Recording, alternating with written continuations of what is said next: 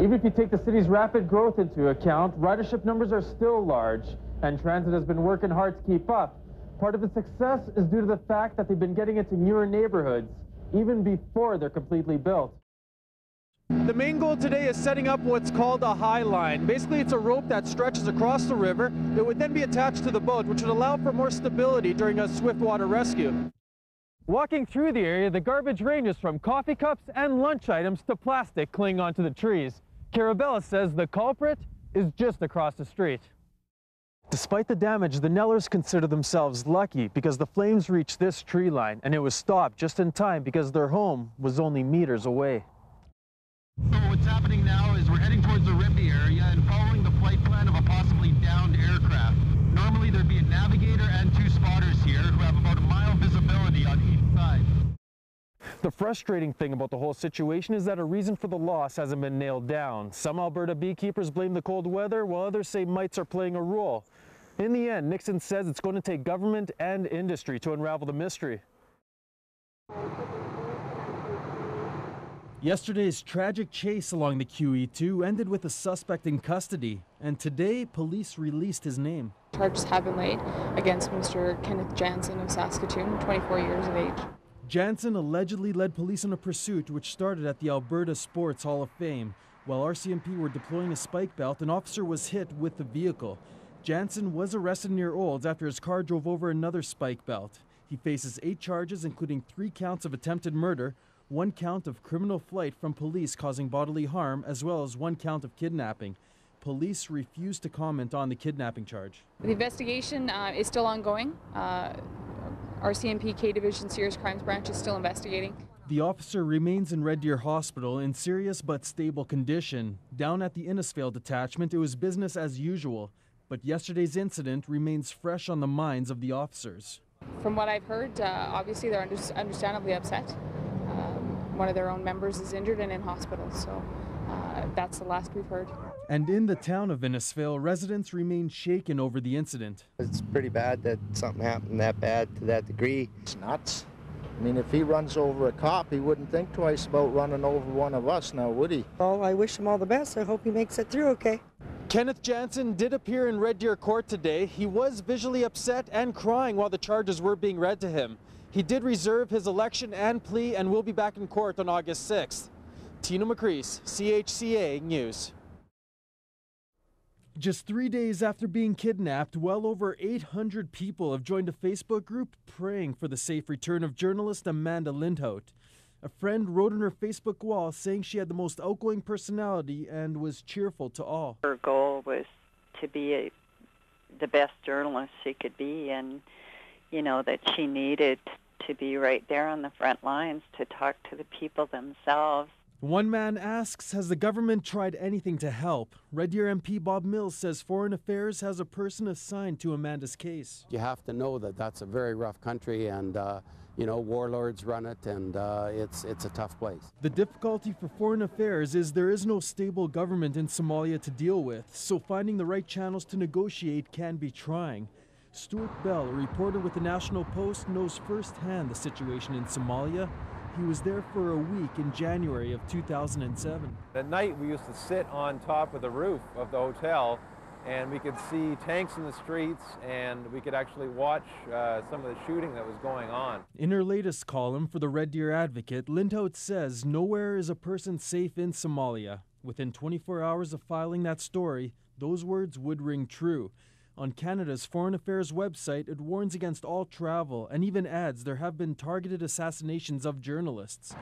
Bell was well aware of that fact and was always prepared. When I was there, we never left our hotel compound without 3 or 4 guards armed with AK-47s.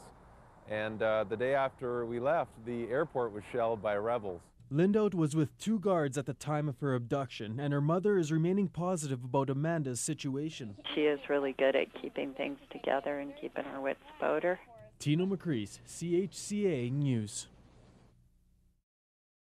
It was a trade show that really never was, and many business people want to forget. We're thinking it's definitely we got ripped off, some kind of fraud or scam. The organizer of the Rig Expo promised big things to exhibitors. Emails and a website said to expect up to 5,000 industry representatives to attend.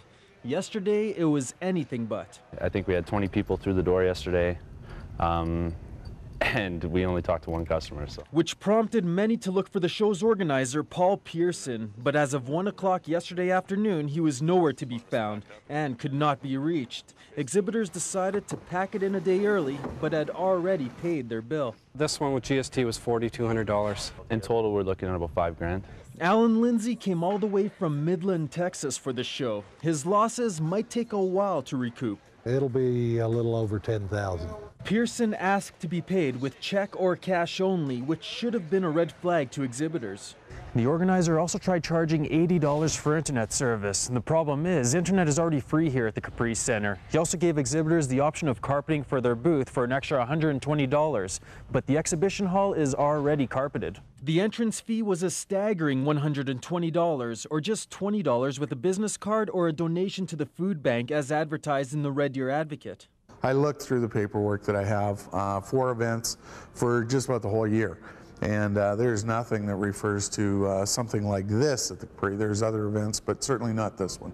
Police have been called in to investigate, but are not confirming whether a crime has taken place. There are a lot of people to talk to and a lot of details, and it is very time-consuming. Pearson's company is called ProTech Expo International, and a Google search turned up nothing on the organization.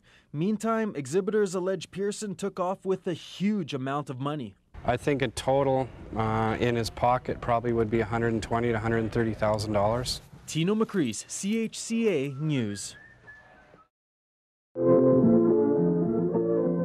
Lassie, the littlest hobo, even Scooby-Doo have had some great adventures. But now making the headlines, Jake. He hails from the warmth of San Diego, but this pooch explorer got a crash course on handling a Canadian winter. I think he had enough time to acclimatize himself going from August, from last year, being from when he went missing. Last summer, a San Diego family, along with their 2 dogs, were visiting family in Wetaskiwin. Jake, perhaps taking a cue from the incredible journey, decided to strike out on his own. Heartbroken after an exhaustive search, the San Diego family had to go back home, minus Jake. Somehow Jake made it from Wetaskiwin all the way down to Ponoka, and since September he's been squatting underneath his school bus. But he hasn't been completely alone. Some area residents have been getting him some food, but this past week has been tough on Jake as he's been spending it under here in over minus 40-degree weather. It's getting pretty cold for him. I tried to open the garage a little bit, but he wouldn't go in. So Officer Kelly Tebb took it upon himself to bring this illegal alien into custody. Tried calling him out of the, underneath the bus there with some pepperoni jerky and that, and he wouldn't come to me, very timid. So it took a live trap to bring Jake in out of the cold. Now he's getting the STAR treatment at a nearby kennel. He's completely healthy.